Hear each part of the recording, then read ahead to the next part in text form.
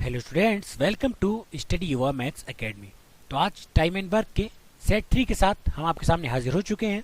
दोस्तों, आज हमने कुछ एडवांस लेवल के प्रश्नों को लिया है, तो वीडियो में लास्ट तक बने रहिए और इस वीडियो को ज़्यादा से ज़्यादा शेयर कीजिए।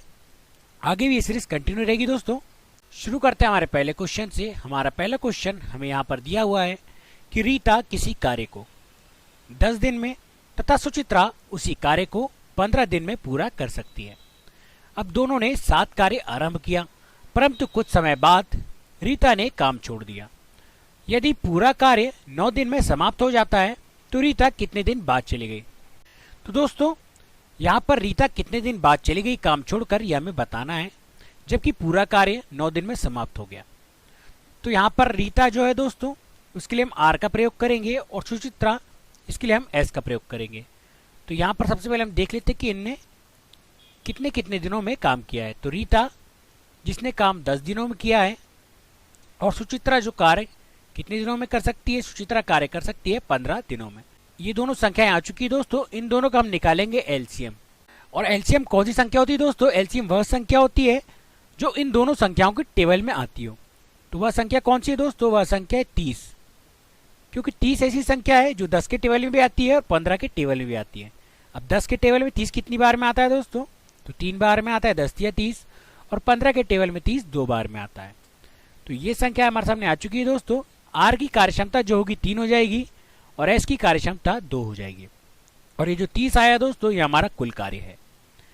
अब इसके आगे हम क्या करेंगे दोस्तों, यहाँ पर कहा गया है कि यदि पूरा कार्य 9 दिन में समाप्त हो गया, अर्थात पूरा कार्य करने में कितने दिन लगे दोस्तों? 9 दिन लगे। अब इस 9 दिनों में रीता ने तो काम छोड़ दिया था, परंतु सुचित्रा ने काम नहीं छोड़ा था। वह शुरू से अंत तक कार्य करती रही। तो उसकी कार्यक्षमता कितनी है दोस्तों? उसकी कार्यक्षमता है 2 की। तो इसमें हम सिंपली 2 का गुणा करेंगे। तो 9 दूनी कितना हो जाएगा दोस्तों? 9 दूनी हो जाएगा 18। अब ये जो कार्य है दोस्तों, 18 कार्य सुचित्रा के द्वारा किया गया है।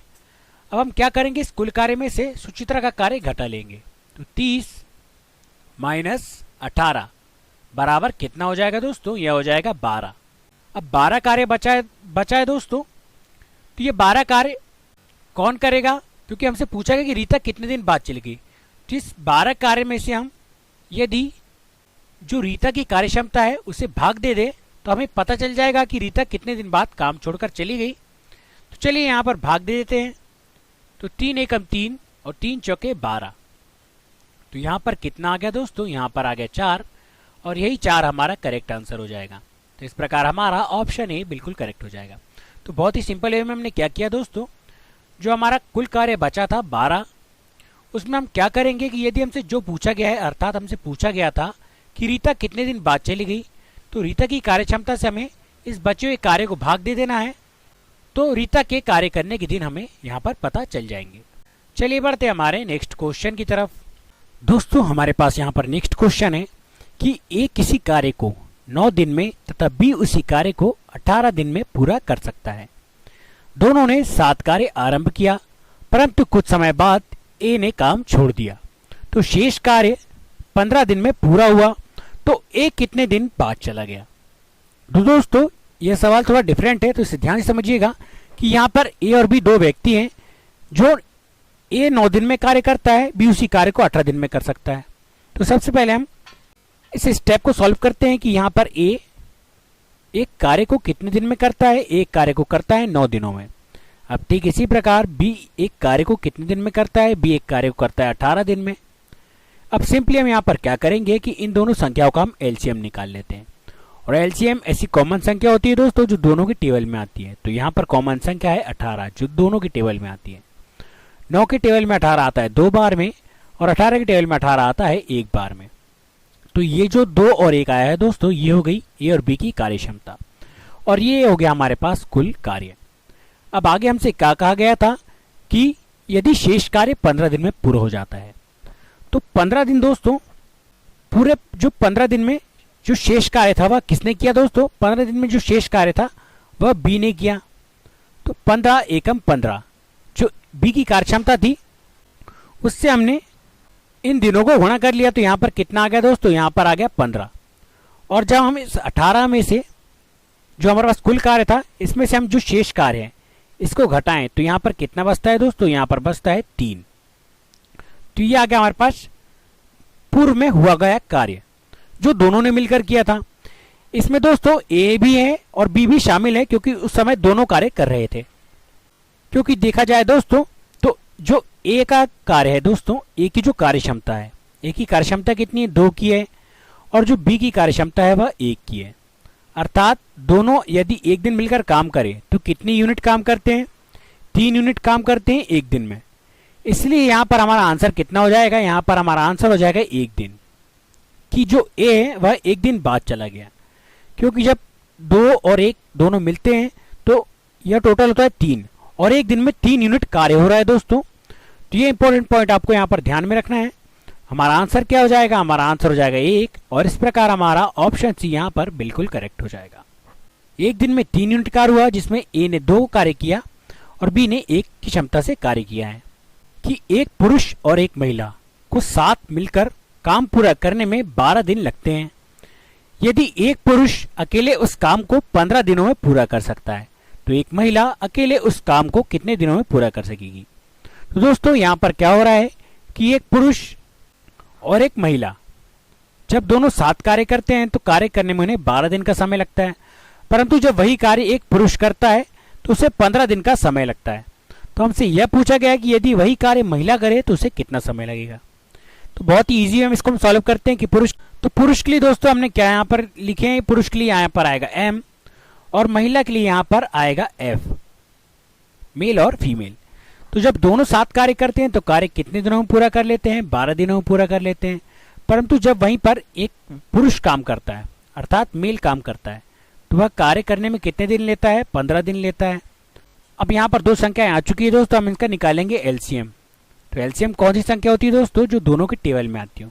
तो ऐसी कौन सी संख्या है, ऐसी संख्या है दोस्तों 60 जो दोनों की टेबल में आती है। 12 के टेबल में 60 कितनी बार में आता है, 12 पंचे 60, और 15 के टेबल में 60 4 बार में आता है। तो ये तो हो गई दोस्तों इनकी कार्य क्षमताएं, और ये हो गया हमारे पास कुल कार्य 60। यहाँ पर पुरुष की कार्य क्षमता तो हमें पता है दोस्तों कितनी है, पुरुष की कार्य क्षमता 4 है। तो यदि देखा जाए कि 5 मेल और फीमेल की कुल कार्य क्षमता है, इसको हम यहाँ पर लिख लेते हैं कि मेल और फीमेल की जो टोटल कार्य क्षमता है वह कितनी है दोस्तों, टोटल कार्य क्षमता है 5 की, जिसमें मेल की कार्य क्षमता कितनी है दोस्तों, मेल की कार्य क्षमता है 4 की, और फीमेल की हमें नहीं पता है तो इसको हम यहाँ पर निकाल लेंगे, और टोटल कार्य क्षमता है 5 की। तो इस f को हम यहीं पर रहने देंगे, और जब 5 में से हम इस 4 को यहाँ पर लाएंगे तो यह हो जाएगा माइनस में, और ये 5 में से 4 जाएगा तो बचेगा यहाँ पर 1। तो जो फीमेल की कार्य क्षमता है वह कितनी आ जाएगी दोस्तों, 1 की कार्य क्षमता इसकी आ जाएगी। अब सिंपली हम जो महिला द्वारा कितने दिनों में कार्य किया जा सकेगा यह निकालने के लिए हम क्या करेंगे कि इस कुल कार्य में से जो महिला की कार्य क्षमता है उसमें हम इसको भाग देंगे। तो महिला की कार्य क्षमता कितनी दोस्तों, 1 की है, तो इस 1 का भाग हम 60 में देंगे। तो जब किसी संख्या का भाग 1 से दिया जाता है दोस्तों तो वही संख्या में प्राप्त होती है। तो 60 ही हमारा करेक्ट आंसर हो जाएगा कि महिला उस कार्य को 60 दिनों में पूरा कर सकती है। तो इस प्रकार हमारा ऑप्शन सी जो होगा यहाँ पर बिल्कुल करेक्ट हो जाएगा। महिला द्वारा उस कार्य को यदि किया जाए तो उसे 60 दिनों का समय लगता है, जहां पर पुरुष को 15 दिनों का समय लगता है। चलिए बढ़ते हैं हमारे नेक्स्ट क्वेश्चन की तरफ। हमारा यहाँ पर नेक्स्ट क्वेश्चन है कि जूली और राहुल एक साथ एक कमरे की पेंटिंग का काम 12 दिनों में पूरा कर सकते हैं। अब यदि जूली अकेले कमरे को 20 दिनों में पेंट कर सकती है तो राहुल अकेले कमरे को पेंट करने के समान काम को कितने दिनों में पूरा कर सकता है। अर्थात सिंपल सा वाक्य हमसे यह कहा गया है दोस्तों कि राहुल यदि उस काम को करे तो वह कितना समय लेगा जूली की अपेक्षा। तो चलिए इससे हम सॉल्व करते हैं। तो जूली के लिए हम यहाँ पर एक शब्द जे का प्रयोग करेंगे और राहुल के लिए हम आर का प्रयोग करेंगे। तो यहाँ पर देखा जाए तो जूली और राहुल जब साथ में काम करते हैं तो एक पेंटिंग का कार्य वह 12 दिन में पूरा कर लेते हैं। वहीं पर अगर देखा जाए कि यदि जूली अकेले काम करे तो जूली के लिए यदि जे का प्रयोग करते हैं हम तो जूली अकेले उस काम को 20 दिन में कर सकती है। अब 2 संख्याएं आ चुकी है दोस्तों, तो इनका हम लेंगे एलसीएम। एलसीएम कॉमन संख्या जो दोनों के टेबल में आती हो। तो यहाँ पर ऐसी संख्या है दोस्तों 60, 12 पंचे 60 और 20 दिया 60। तो ये आ गई दोनों की कार्य क्षमता दोस्तों। अब यहाँ पर जूली की कार्य क्षमता तो हमें पता है, 3 की कार्य क्षमता है, परंतु हमें राहुल की कार्य क्षमता नहीं पता है। तो उसको हम निकाल लेते हैं कि यहाँ पर जूली और राहुल दोनों जब साथ कार्य करते हैं तो उनकी कार्य क्षमता कितनी हो जाती है? दोनों की कार्य क्षमता हो जाती है 5 की। वहीं पर जूली की कार्य क्षमता हमें पता है दोस्तों कितनी है? 3, और राहुल की कार्य क्षमता हमें नहीं पता है, और टोटल जो कार्य क्षमता है वह है 5 की। तो राहुल को हम यहीं पर रहने देंगे और 5 के बाजू में इस 3 का पक्षांतर करेंगे तो यहाँ पर आकर यह माइनस में हो जाएगा, और 5 में से 3 जाता है तो बचेगा दोस्तों 2। तो ये आ गई दोस्तों राहुल की कार्य क्षमता। राहुल की कार्य क्षमता कितनी है? 2 की कार्य क्षमता है। अब सिंपली हमें यहाँ पर क्या करना है कि राहुल द्वारा किए गए कार्य के दिनों को निकालने के लिए हमें ये जो कुल कार्य है 60 कार्य, इस 60 कार्य में हमें राहुल की कार्य क्षमता से भाग देना होगा, तो हम आंसर प्राप्त कर लेंगे। चलिए भाग दे देते हैं। 2 एकम 2, और यहाँ पर कितना जाएगा दोस्तों? यहाँ पर जाएगा 30 दूनी 60। तो इस प्रकार जो हमारा आंसर है वह कितना हो जाएगा दोस्तों? हमारा आंसर हो जाएगा 30, और हमारा ऑप्शन सी इस प्रकार बिल्कुल करेक्ट हो जाएगा। हमने सिंपली कुल कार्य में से जो राहुल की कार्य क्षमता उसे भाग दे दिए तो हमें आंसर प्राप्त हो जाएगा। चलिए बढ़ते हैं हमारे नेक्स्ट क्वेश्चन की तरफ। दोस्तों हमारे पास यहाँ पर नेक्स्ट क्वेश्चन है कि ए किसी काम को 36 दिनों में कर सकता है, जबकि बी इसे 48 दिनों में कर सकता है। बी ने इस पर 12 दिनों तक काम करने के बाद काम छोड़ दिया, तो शेष काम को पूरा करने में ए को कितने दिन लगेंगे? तो दोस्तों यहाँ पर क्या हो रहा है कि ए किसी काम को जब करता है तो उसे 36 दिनों का समय लगता है, वहीं पर बी उस कार्य को 48 दिनों में कर सकता है।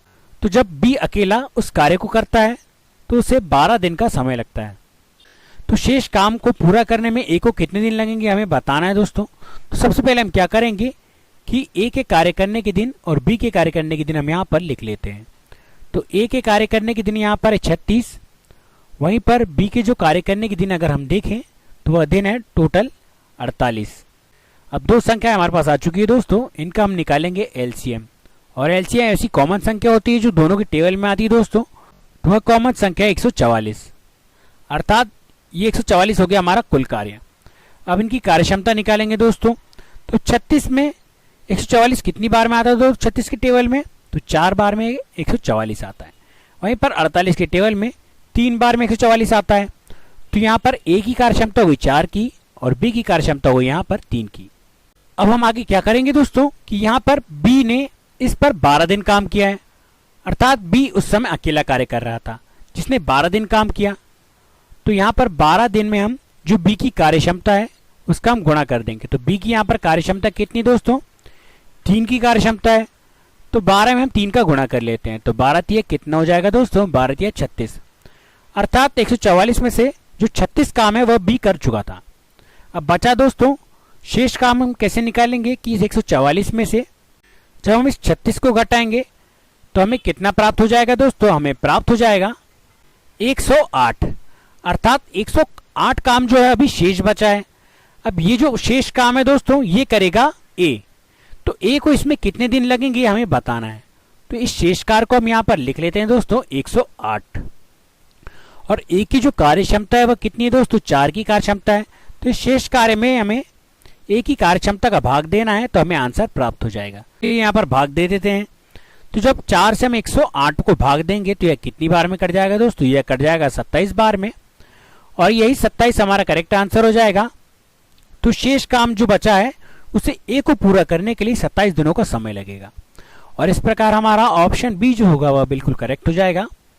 तो इस प्रकार आप बहुत इजी वे में टाइम एंड वर्क के प्रश्नों को हल कर सकते हैं दोस्तों। आज की वीडियो में बस इतना ही। अगर आपको हमारा वीडियो पसंद आया है तो हमारे वीडियो को लाइक कीजिए, चैनल को सब्सक्राइब कीजिए, और अपने दोस्तों के साथ ज़्यादा से ज़्यादा इस वीडियो को शेयर कीजिए। आगे भी सीरीज हमारी कंटिन्यू रहेगी दोस्तों। टाइम एंड वर्क के बाद हम अगला चैप्टर प्रॉफिट एंड लॉस लेंगे। तो इस चैनल पर बने रहिए। वीडियो देखने के लिए धन्यवाद।